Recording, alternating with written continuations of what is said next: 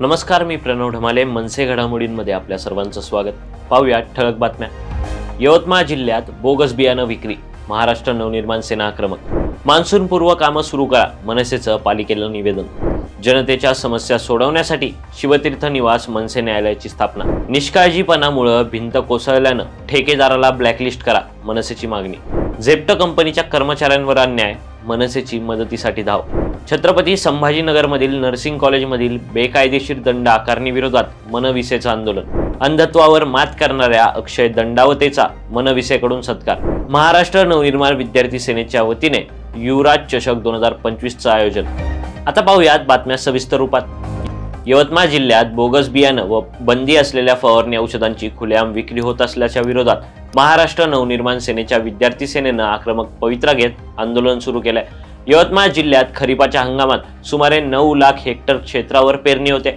मात्र आंध्र प्रदेश, तेलंगणा, गुजरात व मध्य प्रदेश येथून मोठ्या प्रमाणावर बोगस बियाणं जिल्ह्यात येत असून स्थानिक कृषी अधिकाऱ्यांच्या सहकार्याशिवाय ही बियाणं विक्रीसाठी येणं शक्यच नाही, असा आरोप महाराष्ट्र नवनिर्माण सेनेनं केलाय. या विरोधात महाराष्ट्र नवनिर्माण सेनेनं जिल्हाधिकाऱ्यांना निवेदन दिलंय. पण तरीही कारवाई न झाल्यास तीव्र आंदोलन उभं केलं जाईल, असा इशारा यावेळी मनसेच्या वतीनं देण्यात आलाय. बृहन्मुंबई महानगरपालिका पी उत्तर येथे मान्सून पूर्व तयारीसाठी मनसेच्या वतीनं निवेदन देण्यात आले. या निवेदनाद्वारे मड व आंबोजवाडी विभागात धूम्र व औषध फवारणी करणं, सुरू असलेल्या रस्त्यांची कामं पूर्ण करणं, विभागातील सर्व नाले व गटारे साफसफाई करणं, विभागातील कचरा उचलणं, रस्त्यांवर आलेल्या झाडांच्या फांद्या छाटणी करणं, पथदिवे दुरुस्ती व मुख्य गटारांची झाकणे दुरुस्त करणं या कामांसाठी मनसेच्या वतीनं निवेदन देण्यात आले.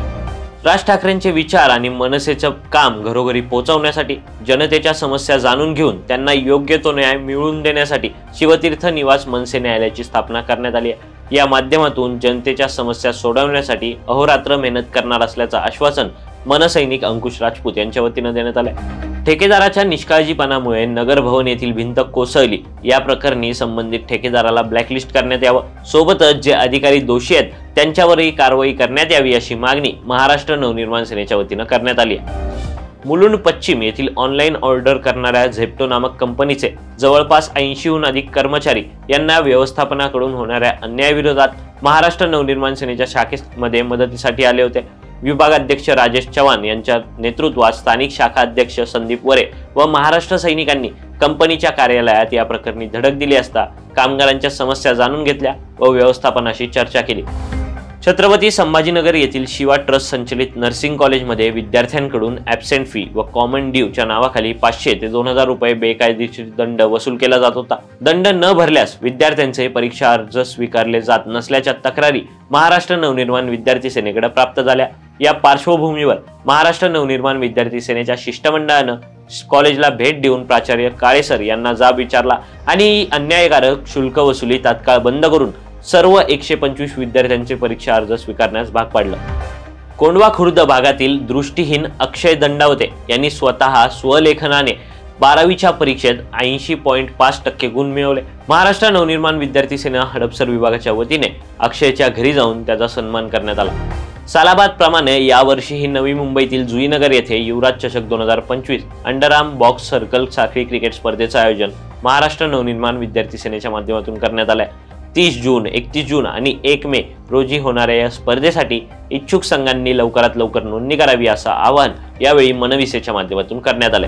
या होत्या काही महत्त्वाच्या मनसे घडामोडी. नवीन घडामोडींसह पुन्हा भेटूयात.